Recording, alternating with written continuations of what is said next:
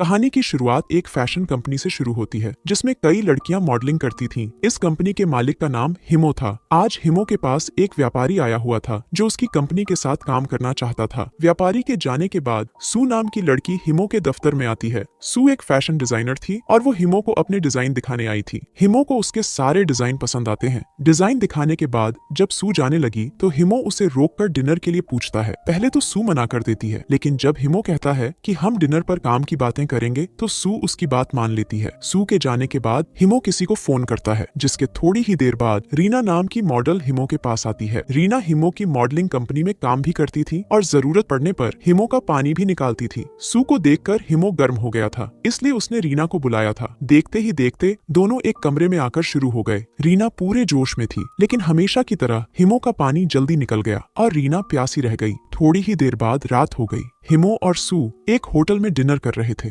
खाना खाते खाते हिमो सू से कहता है कि मैं तुमसे बेहद प्यार करता हूँ। हिमो की बात सुनकर सू परेशान हो गई, जबकि हिमो मौका देखकर सू के करीब आ गया। सू उससे कहती है कि मेरा एक प्रेमी है और हम जल्दी ही शादी करने वाले हैं। इसके साथ ही वो हिमो से ये भी कहती है कि तुम्हारी उम्र भी ज्यादा है और मैं किसी बूढ़े से प्यार नहीं कर सकती। सू की बात सुनकर हिमो परेशान हो गया और तभी सू का प्रेमी किम भी वहाँ आ जाता है। डिनर के बाद सू किम के साथ जाने वाली थी, इसलिए उसने किम को यहाँ बुला लिया था। सू के जाने के बाद हिमो सोच में पड़ गया, क्योंकि वो हर हाल में सू को पाना चाहता था। अगले दिन सू फिर से हिमो के पास आती है। वो आज भी कुछ डिजाइन दिखाने आई थी, लेकिन हिमो उसे रोककर कहता है कि तुम्हारे डिजाइन इतने अच्छे होते हैं कि उन्हें देखने की भी जरूरत नहीं पड़ती। उसकी बात सुनकर जैसे ही सू जाने लगी तो हिमो उसे रोककर उसकी गुफा लूटने की कोशिश करता है। सू खुद को बचाने के लिए हिमो को थप्पड़ मारती है और फिर वहाँ से चली जाती है। सू का थप्पड़ खाकर हिमो गुस्से में आ गया। उसने फैसला कर लिया कि अगर पानी सीधी उंगली से नहीं निकलता तो वो उंगली टेढ़ी करेगा।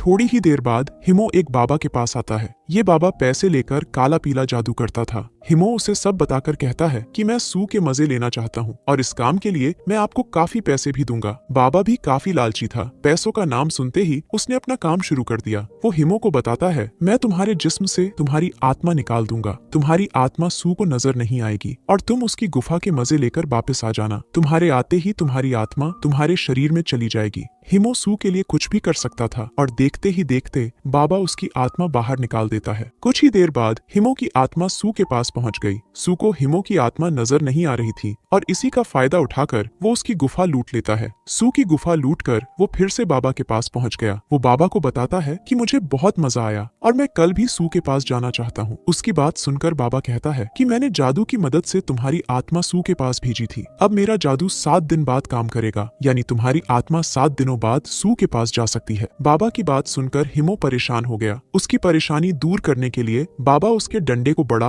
और तगड़ा कर देता है ताकि वो 7 दिनों तक दूसरी लड़कियों के साथ मजे कर सके। अगले दिन सू के पास किम आता है और सू उसे उदास नजर आती है। किम के पूछने पर सू उसे बताती है, मैंने कल रात एक सपना देखा और सपने में मैंने अपनी इज्जत लुटवा ली। किम को लगा कि सू ने डरावना सपना देखा है। वो सू को बताता है कि मेरी दूर की एक बहन है जो डरावने सपनों का इलाज करती है। किम की दूर वाली बहन का नाम मीसा था और वो भी काला पीला जादू करती थी। जल्दी ही किम और सू मीसा के घर पहुंच गए और मीसा दोनों का स्वागत करती है। किम के कहने पर सू मीसा को सब बताती है कि कल रात उसके साथ क्या हुआ। पूरी बात सुनकर मीसा ध्यान लगाती है। ध्यान लगाने के बाद वो दोनों को बताती है कि सू ने कोई डरावना सपना नहीं देखा, बल्कि सच में उसकी गुफा लूटी गई है। मीसा की बात सुनकर दोनों हैरान हो गए। मीसा उन्हें समझाती है कि किसी ने जादू का इस्तेमाल किया और उसकी आत्मा ने सू की गुफा लूट ली। सू नहीं चाहती थी कि उसकी गुफा दोबारा लूटी जाए, इसलिए मीसा उसे एक लिफाफा देकर कहती है, इसमें करामाती अंदरूनी कपड़े हैं, तुम जब इन्हें पहनोगी तो आत्मा तुम्हारी गुफा नहीं लूट पाएगी। दूसरी तरफ रीना हिमो के पास आ गई।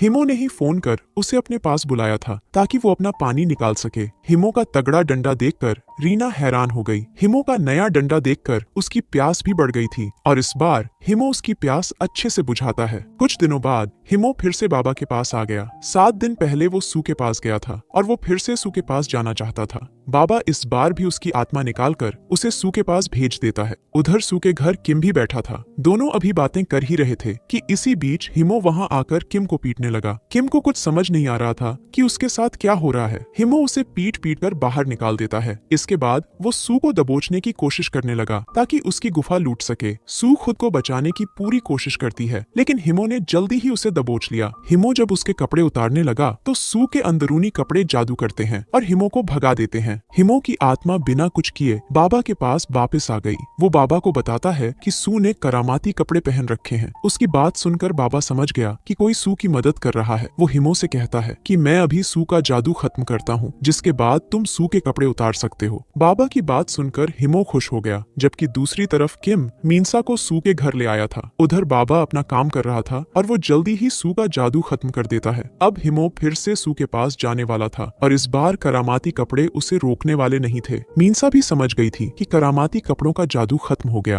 वो कुछ सोचकर सू से कहती है, मैं तुम्हारे कमरे में लेटकर एक जादू करूंगी। ये जादू उस आदमी को बेवकूफ बना देगा जो तुम्हारी गुफा लूटने आएगा। जादू के कारण वो मुझे ही सू समझेगा और मौका देखकर मैं उसे पकड़ लूंगी। सू और किम को अपनी योजना बताकर मीनसा अकेली ही सू के कमरे में लेट जाती है। कुछ देर बाद हिमो कमरे में आता है। मीनसा के जादू के कारण उसे मीनसा की जगह सू नजर आ रही थी। वो जल्दी जल्दी मीनसा के कपड़े उतारकर जैसे ही उसकी गुफा लूटने लगा तो मीनसा उस पर हमला करती है, लेकिन हिमो किसी तरह बचकर बाबा के पास पहुंच गया। वो बाबा को सब बताता है कि उस पर हमला हुआ, जिसके बाद बाबा उसे आराम करने की सलाह देता है। अगले दिन तक हिमो बिल्कुल ठीक हो गया था। बाबा अब ये पता लगाने वाला था कि हिमो पर किसने हमला किया, क्योंकि सू तो साधारण लड़की है। जल्दी ही बाबा ने अपने जादू से पता लगा लिया कि सू की मदद मीसा कर रही है और उसी ने हिमो पर हमला किया था। बाबा हिमो को सब बताकर कहता है कि मैं रात को मीसा का हिसाब करूंगा और तुम तब तक आराम करो। कुछ ही देर बाद रात हो गई और बाबा अपने काम पर लग गया। मीनसा भी ध्यान में बैठी थी और इसी बीच उसकी तबीयत बिगड़ने लगी। मीनसा की तबीयत बाबा बिगाड़ रहा था, क्योंकि वो उसे अपने जादू से मारना चाहता था। देखते ही देखते मीनसा की तबीयत इतनी बिगड़ गई कि वो तड़प तड़प कर मर जाती है। उसकी चीखें सुनकर जब किम और सू कमरे में आते हैं तो मीनसा की लाश देखकर वो डर जाते हैं। मीनसा की मौत देखकर सू बेहद डर गई थी, लेकिन किम उससे कहता है, हमें दूसरे शहर जाना होगा। वहाँ मीनसा की बड़ी बहन निमो रहती है। निमो भी जादू करती है और वो मीनसा को ठीक कर सकती है।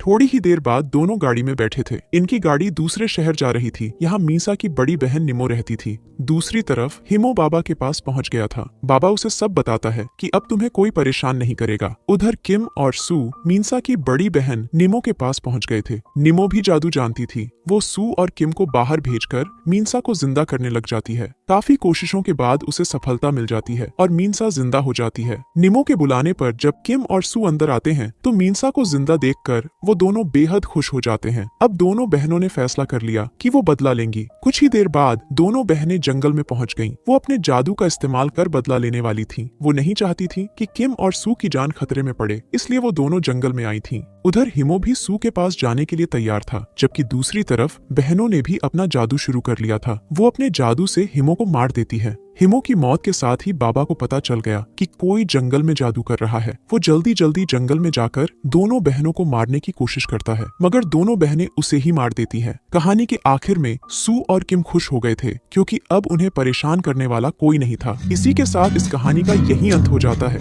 हमारी वीडियो देखने के लिए बहुत बहुत धन्यवाद। अगर आप ऐसी ही वीडियोस के दीवाने हैं तो प्लीज मेरे चैनल को जरूर सब्सक्राइब करें। मिलते हैं अगली वीडियो में, तब तक के लिए नमस्कार।